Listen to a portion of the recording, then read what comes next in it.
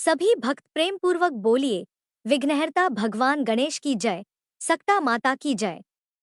आप सभी को सकट चौथ की हार्दिक शुभकामनाएं।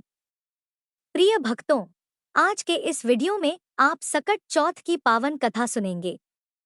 कथा आरंभ करने से पहले भगवान गणेश और सक्ता माता का श्रद्धा से पूजन किया जाता है। इसके बाद दाहिने हाथ में थोड़ा तिल, पुष्प या गेहूं के साथ दाने लेकर कथा सुनी जाती है। कथा पूर्ण होने पर इन अर्पित वस्तुओं को जल से भरे लोटे में डाल दिया जाता है और चंद्रोदय के समय उसी जल से चंद्रदेव को अर्घ्य अर्पित किया जाता है। मान्यता है कि सक्ता माता संतानों की रक्षा करती हैं और भगवान गणेश अपने भक्तों के सभी विघ्न दूर कर उनकी मनोकामनाएं पूर्ण करते हैं। आप भी श्रद्धा और विश्वास के साथ अपनी मनोकामना मन में रखकर इस कथा का श्रवण करें। एक बार एक गांव में एक बूढ़ी माई रहती थी। वह बूढ़ी माई बहुत ज्यादा गरीब थी। उन बूढ़ी माई के परिवार में उनका एक बेटा था। वही उनके बुढ़ापे का इकलौता सहारा था। उनके पास कुछ था तो नहीं, लेकिन गांव के जितने भी घरों में पशु थे उन लोगों के पशुओं को बूढ़ी माई का बेटा जंगल में चराने ले जाया करता। शाम होने पर सभी गौओं को गांव के लोगों के सुपुर्द कर दिया करता। पशु चराने के बाद गांव वाले जो कुछ भी दिया करते उसी से माम का घर चलता था। इसी तरह से किसी तरह से उनके दिन कट रहे थे। एक बार की बात है, बूढ़ी माई का बेटा गांव के पशुओं को जंगल में चराने के लिए ले जा रहा था। तो रास्ते में उसे गांव की कुछ महिलाएं मिली, जिनमें से एक बुजुर्ग सी दिखने वाली महिला ने उस बेटे से कहा कि बेटा, तुम तो सारा दिन जंगल में गाय चराते फिरते हो। घर में तुम्हारी माँ बैठकर पकवान बनाकर खाती है। लड़का बोला, ऐसा तो हो ही नहीं सकता, मेरी माँ कभी ऐसा नहीं कर सकती। तब गांव की वह महिला बोली कि अगर तुम्हें विश्वास ना हो तो आज जरा घर थोड़ा जल्दी चले जाना। जाकर तुम खुद ही अपनी आंखों से देख लेना, और जब तुम अपनी आंखों से देखोगे तब तो तुम्हें विश्वास होगा ना। लड़के ने सोचा, ठीक है, देखने में आखिर मेरा क्या जाता है। अब लड़का हर दिन जिस समय पर अपने घर पहुंचा करता था, आज उस समय से थोड़ा पहले वो घर आ गया। उस दिन सकट चौथ का दिन था। बूढ़ी बाई ने सकट चौथ का व्रत रखा था और वह तिलकुट बना रही थी। चूल्हे पर कढ़ाई चढ़ा रखी थी जिसमें वह तिल भून रही थी। जलते हुए चूल्हे पर चढ़ी हुई कढ़ाई देखकर और उसमें तिल भुने जाते देखकर अब तो लड़के को गांव की महिलाओं द्वारा सुनी गई बातों पर विश्वास होने लगा। उसने सोचा, तो आखिरकार गांव की जो चाची ताई थी वह ठीक ही कह रही थी। और यहाँ देखिए, मैं तो जंगल में भूखा प्यासा दिन भर भटकता रहता हूँ, पशु चराता फिरता हूँ, और मेरी माँ घर में पीछे पकवान बना बनाकर खाती है। अब उसे गांव की महिलाओं द्वारा सीख लग गई। तो वह लड़का अपनी माँ से बोला, माँ, मैं तो घर छोड़कर जाऊंगा। बूढ़ी माँ बोली, बेटा, ऐसी क्या बात हुई जो तू ऐसी बात सोच रहा है और कह रहा है। बेटा बोला, मैं तो चला जाता हूँ जंगल में और देख रहा हूँ तुम मेरे पीछे पकवान बनाकर खाती हो। मुझे खिलाना तो दूर, तुम मुझे बताती तक नहीं। माँ, अब मैं इस घर में नहीं रहूंगा, मैं तो जंगल में जाऊंगा। बूढ़ी माई ने अपने इकलौते बेटे को बहुत समझाया कि बेटा, आज तो सकट चौथ का व्रत है, इसलिए तिलकुट बना रही थी, लेकिन बेटा नहीं माना। बूढ़ी माई समझ गई कि जरूर इसे किसी ने सिखा पढ़ा दिया है और अब यह कहने से नहीं मानेगा। जब बेटा जाने लगा तो बूढ़ी माई ने बेटे से कहा कि बेटा, यह ले सकट चौथ व्रत के तिल हैं, इन्हें तुम अपने साथ लेकर जाओ। और हाँ, जब भी कभी तुम पर कोई मुसीबत आए तिल पूर के बैठ जाना, और अगर मैं तुम्हारे नाम के व्रत करती हंगी तो तुम्हारी मुसीबत टल जाएगी। लड़के ने फिर भी माँ का मन रखने के लिए अपने हाथ में वह तिल ले लिए और वह घर छोड़कर चल पड़ा। चलते चलते वह घने जंगल के पास पहुंच गया। जब जंगल के अंदर गया तो देखा सामने एक बहुत बड़ा खूंखार शेर खड़ा है। शेर ने रास्ता रोक लिया। लड़के ने सोचा, आज तो मेरा बचना बिल्कुल मुश्किल है, अब तो मुझे मरना ही है। अब वह मारे डर के कांपने लगा, थर-थर कांप रहा था। और जब कोई व्यक्ति किसी मुसीबत में होता है तो डर के मारे सबसे पहले उस व्यक्ति को अपनी माँ की ही याद आती है। उस लड़के को भी अपनी माँ की याद आ गई। जैसे ही माँ की याद आई तो माँ की कही हुई बात भी याद आ गई कि बेटा जब भी कोई मुसीबत पड़े तो तिल पूर कर बैठ जाना। अब बेटे ने झट से अपनी जेब से तिल निकाले और पूर कर वहीं बैठ गया और कहने लगा, है सकट चौथ माता, अगर मेरी माँ मेरे नाम के व्रत करती है तो यह शेर गाय बन जाए और यहाँ से चला जाए, नहीं तो आज तो मेरा मरना तय है। जैसे ही उस लड़के ने ऐसा कहा, देखते ही देखते सकटा माता की कृपा से वह शेर गाय बनकर पूंछ हिलाता हुआ वहां से चला गया, क्योंकि बूढ़ी माई तो केवल अपने बेटे के नाम के ही व्रत करती थी। अब वह लड़का इधर जंगल में राम राम कहता हुआ आगे बढ़ा। थोड़ा आगे बढ़ा तो देखा एक बहुत बड़ी नदी रास्ते में उफान करती हुई आ रही थी। अब उसने सोचा कि अगर मैं नदी पार करूंगा तो मैं तो इतने गहरे पानी में डूब के मर जाऊंगा। एक तो नदी का बहाव तेज है, ऊपर से तूफान भी आया हुआ है। अगर मैं यह नदी पार नहीं करता हूँ तो रात भी हो गई है। पीछे घना जंगल है और जंगल में रहने वाले जंगली जानवर तो मुझे निश्चित ही जिंदा नहीं छोड़ेंगे, मुझे कच्चा खा जाएंगे। आगे कुआं, पीछे खाई, फिर याद माई की आई। अब तो वह लड़का फिर से तिल पूर के बैठ गया और बोला, है सकट चौथ माई, अगर मेरी माँ मेरे नाम के व्रत करती थी तो यह नदी दो हिस्सों में बट जाए और मुझे रास्ता दे दे तो आज तो मेरा मरना तय है। अब जैसे ही लड़के ने ऐसा कहा, नदी देखते ही देखते दो हिस्सों में बट गई। अब उसे आगे जाने का रास्ता मिल गया, क्योंकि बूढ़ी माई तो अपने बेटे के नाम से ही व्रत करती थी। नदी पार करके वह दूसरी नगरी में पहुंच गया तो वहां उसने देखा कि एक बुढ़िया पुए बनाती जाए और आंखों से जार्जर आंसू बहाकर रोती जाए। उसने इस तरह से पकवान बनाती और रोती हुई बूढ़ी माई को देखा तो पूछा, अरे माई, पूड़े बना रही हो, इसका मतलब तुम्हारे घर में कोई खुशी का माहौल है और साथ साथ तुम रो भी रही हो, तो जरूर तुम्हारे मन में कोई दुख भी है। अब मुझे बताओ, यह खुशी और दुख एक साथ कैसे? तो वह बूढ़ी माई बोली, बेटा मैं क्या बताऊं, हमारी नगरी में हर छठे महीने आवा पकता है। उस आवे में एक इंसान की बलि दी जाती है और उस इंसान को आवे में मिट्टी के बर्तनों के साथ बिठाया जाता है और वह जीवित नहीं बचता। हर घर से रोज एक घर का नंबर आता है। आज मेरे घर की बारी है और मेरा तो एक ही बेटा है। अगर मेरा बेटा आवे में बैठ जाएगा तो फिर मेरा क्या होगा? मेरा बेटा तो आज मर जाएगा। यही सोच सच कर मैं दुखी हूँ और रो रही हूँ। और आज मेरे बेटे का आखिरी दिन है। मैं चाहती हूँ कि आखिरी बार मैं उसके लिए पुए बनाऊं, पकवान बनाऊं। इसीलिए आखिरी बार उसके लिए भोजन बना रही हूँ। तो सोचा कुछ अच्छा बनाकर खिला दूं, और मेरे बेटे को पुए बहुत पसंद है, इसलिए मैं उसके लिए पुए बना रही हूँ। उस दुखिया की बात सुनकर बूढ़ी माई के बेटे को उस पर दया आ गई। तो वह कहने लगा, बूढ़ी माई, अगर तुम यह सारे पुए मुझे खिला दो तो मैं तुम्हारे बेटे की जगह चला जाऊंगा। तो वह बूढ़ी माई बोली, बेटा तू तो जितने चाहे मर्जी उतने पुए खा ले, चाहे तो सारे खा ले, लेकिन यूं किसी की आई पर भला कौन जाता है? बुलावा मेरे बेटे का है, लेकिन उसकी मृत्यु को कौन अपने हाथ में लेगा? तू उसके बदले क्यों जाएगा? ऐसा भला कौन खुद ही मौत को गले लगाता है? लेकिन वह बूढ़ी माई का बेटा बोला, माँ, आप चिंता मत करो, मैं तुम्हारे बेटे की जगह चला जाऊंगा। इस तरह भर पेट पुए खाकर वह सो गया। उसे तो गहरी नींद आ गई। इधर राजा के आदेश पर सैनिक बूढ़ी माई के बेटे को लेने के लिए आ गए और उसका द्वार खटखटाने लगे।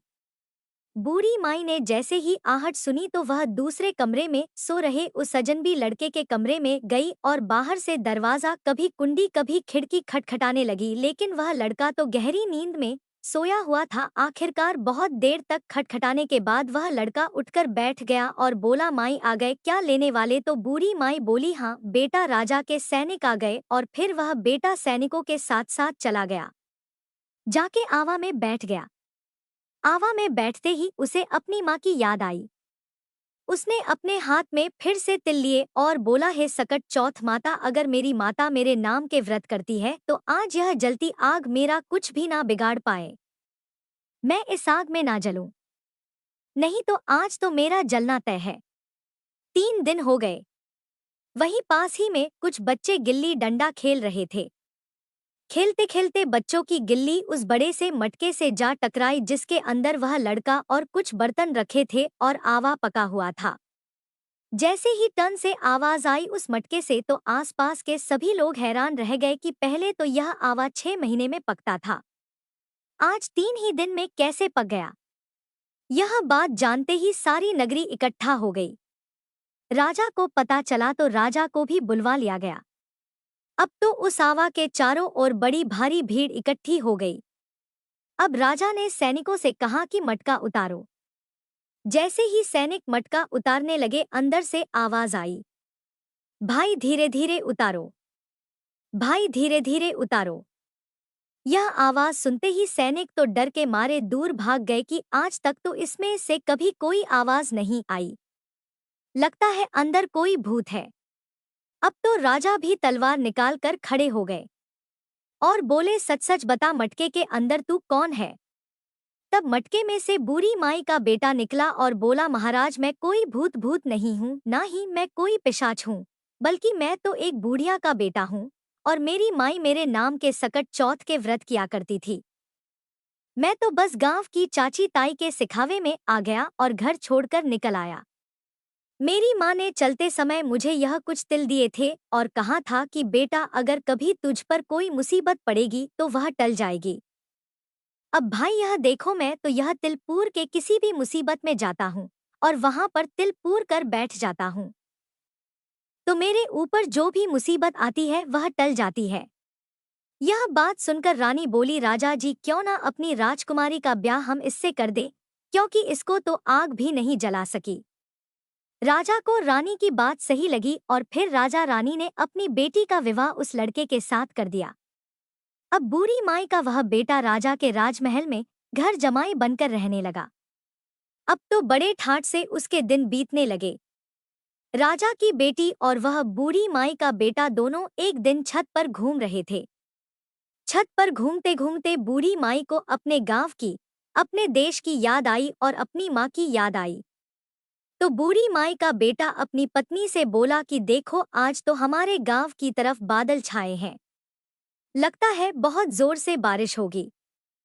राजा की बेटी यह बात सुनकर हैरान रह गई, फिर पूछने लगी, क्या आपका भी कोई गांव है। तो बूढ़ी माई का बेटा बोला, हाँ हमारा भी गांव है, हमारा भी घर है और मेरी माँ भी है, सब कुछ मेरी माँ ही तो है।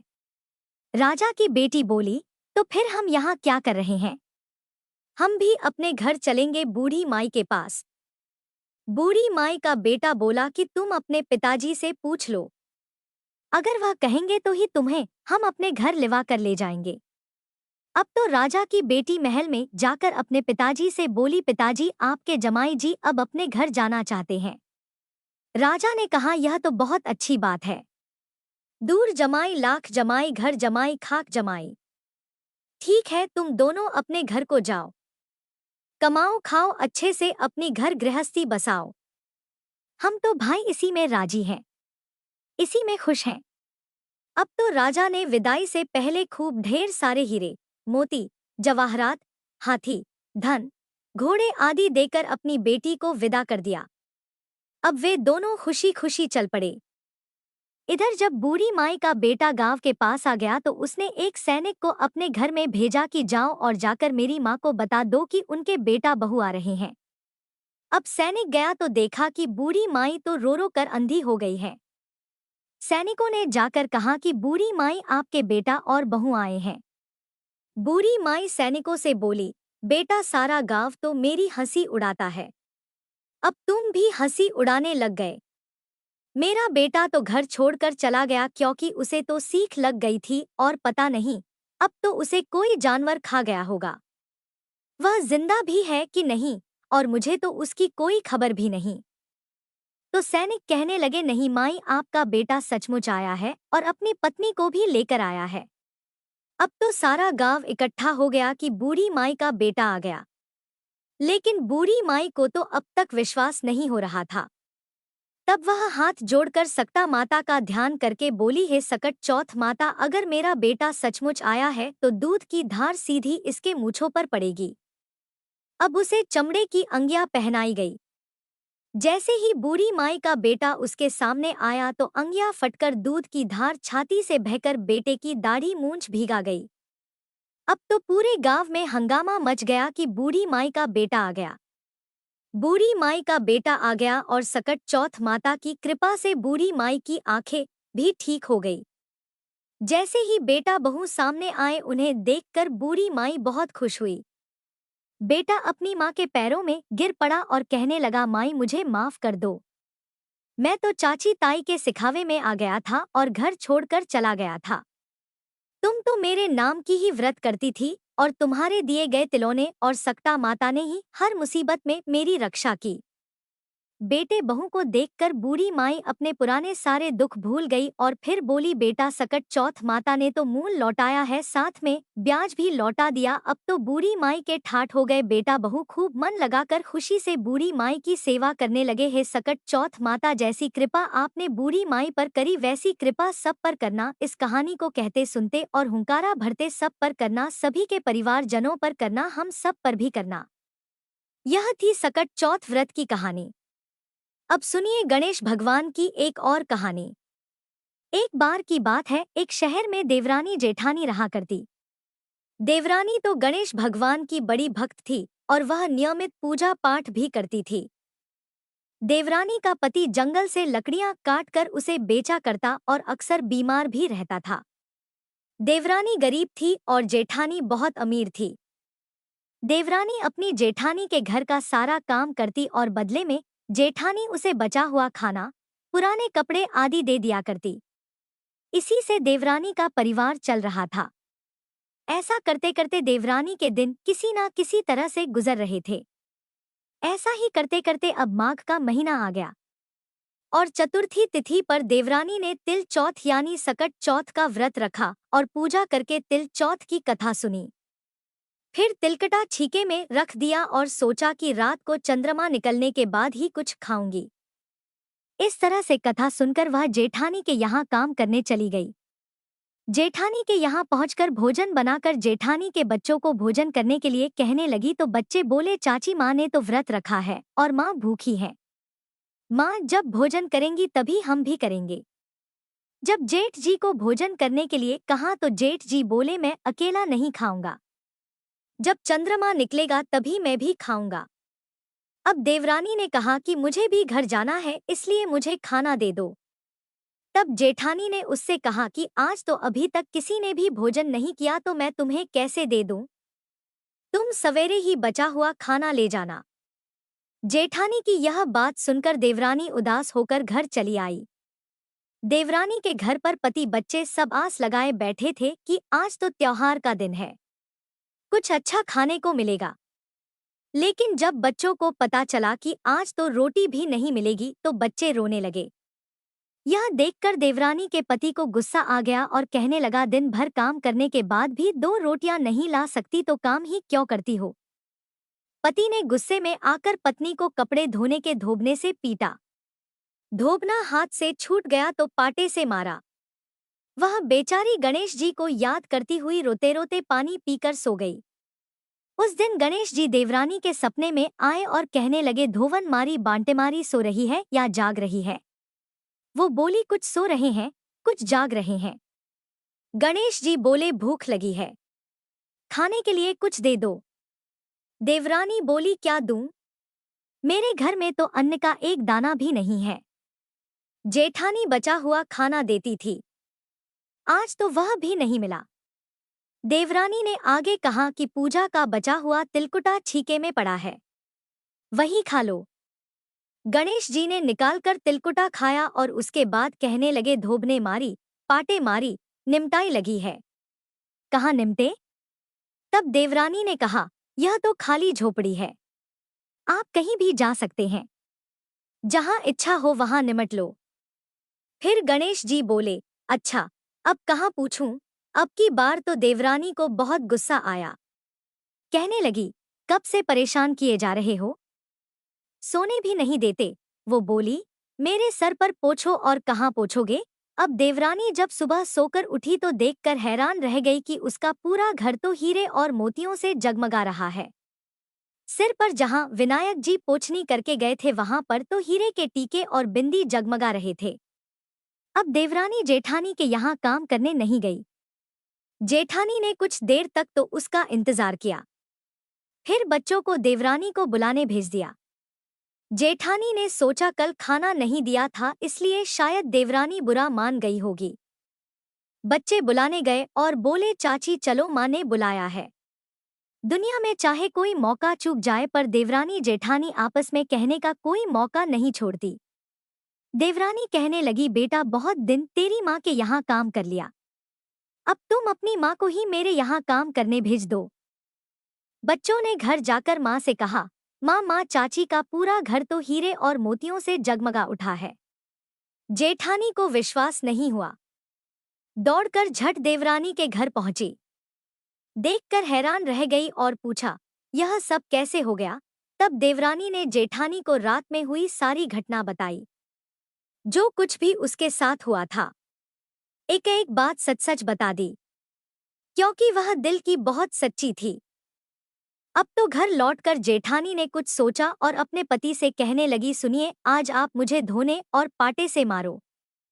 उसका पति बोला अरे भलमानस मैंने तो कभी तुम पर हाथ तक नहीं उठाया, मैं भला तुम्हें धोने और पाटे से कैसे मार सकता हूँ। पर वो नहीं मानी और जिद करने लगी। आखिरकार मजबूर होकर पति को उसे मारना पड़ा। मार खाने के बाद उसने ढेर सारा घी डालकर चूरमा बनाया और छीके में रखकर सो गई। रात को विनायक जी जेठानी के सपने में भी आए और कहने लगे कि भूख लगी है, मैं क्या खाऊं। जेठानी बोली है भगवान गणेश आपने तो मेरी देवरानी के घर पर एक चुटकी सूखा तिलकुट खाया था, मैंने तो झड़ते घी का चूरमा बनाया है और आपके लिए छीके में रखा है, साथ साथ फल और मेवे भी रखे हैं, जो आपकी इच्छा हो खा लो। गणेश जी बोले खा लिया, अब बताओ निपटे कहाँ। जेठानी बोली उसके यहाँ तो टूटी हुई झोपड़ी थी, मेरे यहाँ तो बहुत अच्छा महल है, जहाँ चाहो निपट सकते हो। तो गणेश जी ने पूछा अच्छा अब बताओ पोछू कहाँ।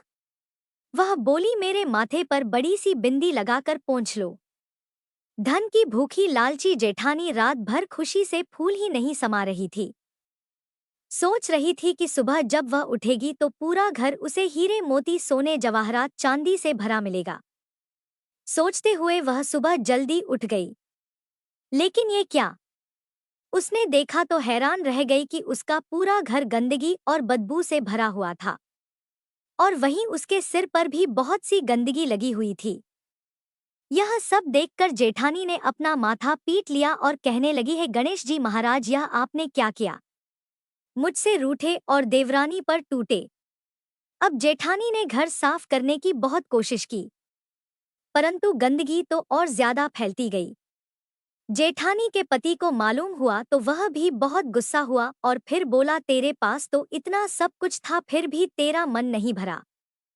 परेशान होकर जेठानी चौथ के विनायक जी से मदद की विनती करने लगी। बोली है गणपति मुझसे बड़ी भूल हुई, मुझे क्षमा करो। विनायक जी ने कहा देवरानी से जलन के कारण जो तूने किया है ना यह उसी का फल तुझे मिला है।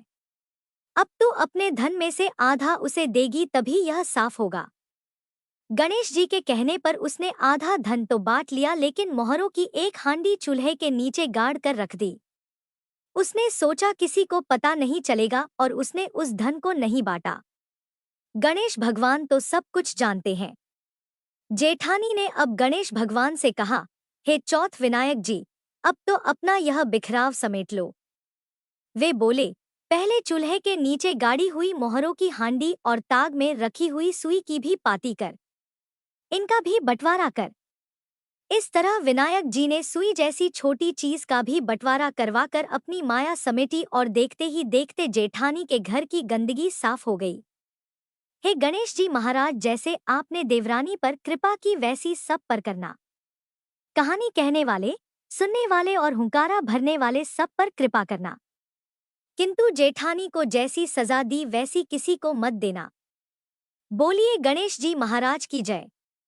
जय गणेश, जय गणेश, जय गणेश देवा।